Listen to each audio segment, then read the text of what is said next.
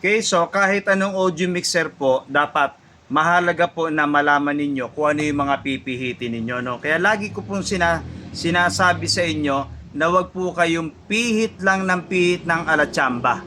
Okay? So kaya nandito tayo sa larangan ng tutorial para nalalaman po ninyo kung ano yung ginagawa ninyo. Yung simpleng nakabili ka kahit mga mumurahin na audio mixer or yung sabihin natin mga mamahalin or yung talagang presyong hindi na pangmasa, no? Yung talagang pang event, yung mga gagastusan mo talaga, no? So doon na lang tayo sa simpleng mamamayan na kagaya natin, ano? Yung simpleng gusto ko lang talaga magkaroon ng ako audio mixer sa bahay para may controller ako kasi sira na nga ni yung ating Bluetooth, sira na nga yung mga bass, yung mga ganun, ano? So, parang naisasalba na ninyo sa pamamagitan ng audio mixer kasi dito kayo magko-control, no? So, ganito yan, ano? Kaya ako tinuturo sa inyo yung mga basic lang talaga kasi hindi naman tayo lahat pinanganak ng marunong na talaga sa larangan ng ating pag-audio connection, di ba? Kasi pagdating nga sa audio connection, napakarami po talagang pasikot-sikot yan. Lagi ko po sinasabi yan. Okay, so kahit anong audio mixer ninyo ang nabili ninyo, para matutunan ninyo, actually may ginawa na akong video nito para matutunan ninyo yung mga audio mixer no? So, ito lang sa simple, sa mga baguhan, no? Yung isang channel na yan, aaralin mo yung bass, mid, high, effects, o yung kung ano man yung mga nandyan. O sige, Johnny Luha, bass, may nakasulat. Okay, naaral na namin, bass yan. Mid, o sige, alam na namin, mid. High, o alam na namin, high. Effects, alam na namin. Kasi nabasa namin ano ngayon kung alam na namin yon? Ano ba ang tunog nun? No? Sa mga baguhan. Kaya pinihit ng pinihit kung ano yung nagbabago. Ganito yan. Kaya nga lagi kong sinasabi, magpapatugtog po kayo. No? Sabihin na natin may nakasulat na bass or bass. Ano kaya yun? No? Sabihin ng iba, oo nga, bass nga. Ano nga yun? O din gawin ninyo, pihitin ninyo habang may tumutugtog. Para naririnig nyo, yun pala yun. Parang malalim ang tunog, parang ang sakit sa dibdib. Parang kumakalabog na yung dibdib ko. Yung pala yung bass, yung pala yung bass, or yung tinatawag natin na low. Sa iba kasi low nakalagay Or yun yung pag sa speaker na, yung tinatawag natin na subwoofer or woofer na, no? Para hindi lang pangalan ang alam ninyo. O hindi lang yung bass nga, oo nga, ano nga yung bass, ano nga yung bass, di ba? Hindi ganon. So pakikinggan ninyo para ma-imagine ninyo at maramdaman ninyo, okay, yun pala yung bass, ang kalabog pala talaga, ang ganda sa dibdib. Sabihin nyo, yun ang gusto ko, kumakalabog. Di alam niya na ninyo yung bass, bukod dun sa pangalan. No? Ay yung mid, paano ba yung mid? So tinaas mo yung mid. Okay, yung pala ang mid, no? Yung pala yung nagbabago, yung medyo matining na angat yung boses. Yung pala yun. Hindi lang pala sulat ang dapat kong malaman. Pati kung ano mismo yung sulat na yun. No? Yung high, pinindot mo, pinihit mo ng todo yung high. Aray, ang sakit sa tenga. No? Ang tining masyado. Bawasan ko, ang sakit sa tenga. Ang talim ng tunog. Parang matinis sa iba, no? So, binawasan mo. No, pinakikinggan mo yan habang may tumutugtog. Okay. Dapat pala yun lang ang tining. Huwag masyadong matining. Huwag namang masyadong halos wala ng tining, no? So, alam na ninyo yung high. Okay? So, at least, hindi lang sa sulat ninyo nalalaman yung high. Pati kung ano mismo yung tinutukoy mismo nung high or nung Twitter. Di ba? Alam na ninyo, pakinggan ninyo.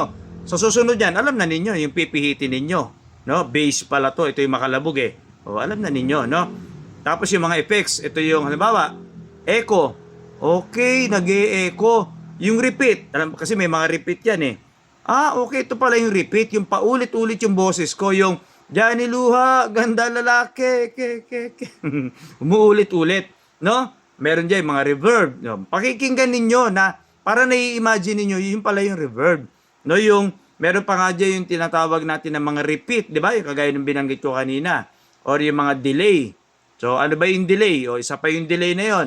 Oo nga, nabasa ko delay. Sige, delay yan. Anong ibig sabihin nun? Buntis. Hindi, biro lang. So, yung ibig sabihin, yung delay, yung po yung tagal mawala nung effects or yung echo. Matagal mawala, matagal mag-fade, no? Parang andun pa rin hanggang nawawala dahan-dahan. Ganun po yung delay, no? So marami kasing effects, no? Wag lang po sa sulat, wag lang po sa pangalan ninyo iintindihin yung mga tinuturo ko. O kagaya ng example ko kanina, no? Yung bass, yung pala yun. Pakikinggan ninyo. Laging merong sound check, ika nga, no? Tapos, kung ano yung mga nakasulat dito, syempre, sa mga audio mixer ninyo, may kanya-kanyang effects. Doon lagi po ang tatandaan ninyo, no? Hindi po lagi nakasulat lang. Yung iba nakasulat. O, sige, nakasulat. May nakasulat dito, Phantom. O, sige, Phantom. Alam ko na, Phantom. O, ano yan? Para saan ang Phantom? So, dapat alam, no? Kung ano yung gamit, no? So, kaya nga, tinuturo natin yan, yung pala yun. Pag pinindot ko pala yun, yung aking condenser mic, nagkakaroon ng sound. Parang switch, no? Ibig sabihin, kuryente po kasi ito na nangangailangan sa mga condenser mic. Itinuro ko na rin sa inyo kung ano yung microphone na yan.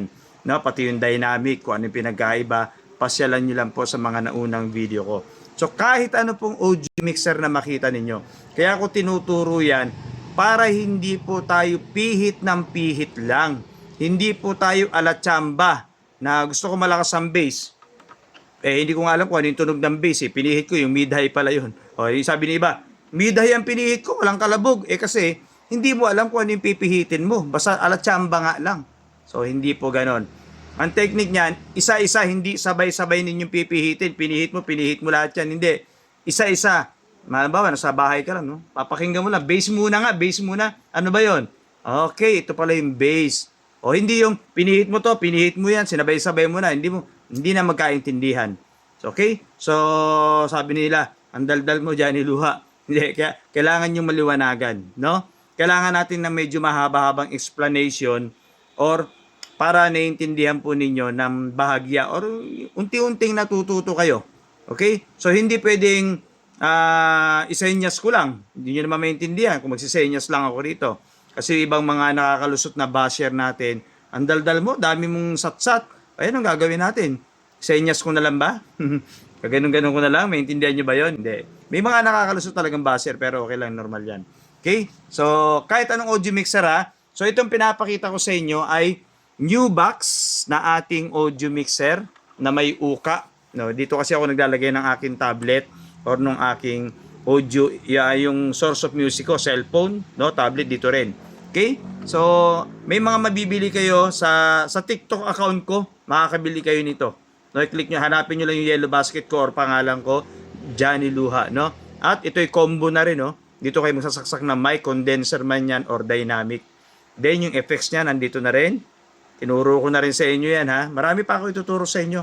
Kailangan natin muna mag-umpisa sa kinder. Kumbaga sa estudyante, kailangan natin muna mag-umpisa sa kinder hanggang kolehiyo, hanggang maging cum laude na kayo. No? Kagaya ng sinasabi ko, meron na tayo mga naturuan dito na wala pa talagang alam sa pagsasound. Wala naman pinanganak na marunong na nito. Yung kapag kabulwak pa lang dun sa sinapupunan, marunong na mag-setup ng amplifier mula nung namulat. Walang ganon. No? Kaya yung mga nagyayabang dito, nako po, huwag kayong magyabang. Ituro ninyo, mas maganda pa. Mapapakinabangan pa yung mga tao sa inyo, no? Tayo yung nagtuturo po ng libre. Wala pong bayad, walang subscription. Ang hinihiling ko lang, di ba, i-share po ninyo yung video para natututo rin po yung ibang makakapanood. Okay? May mga natuto na nga rito. Dating walang alam, no? Ngayon, may sarili na silang sound system. Nagpaparenta na rin sila. Malaking bagay po ang mga tutorial. Kagaya ko, kagaya ng mga nagtuturo dito, hindi lang po ako. Marami pong nagtuturo dito. At siyempre, kahit paano naman, i-appreciate ninyo, pasalamatan ninyo, no?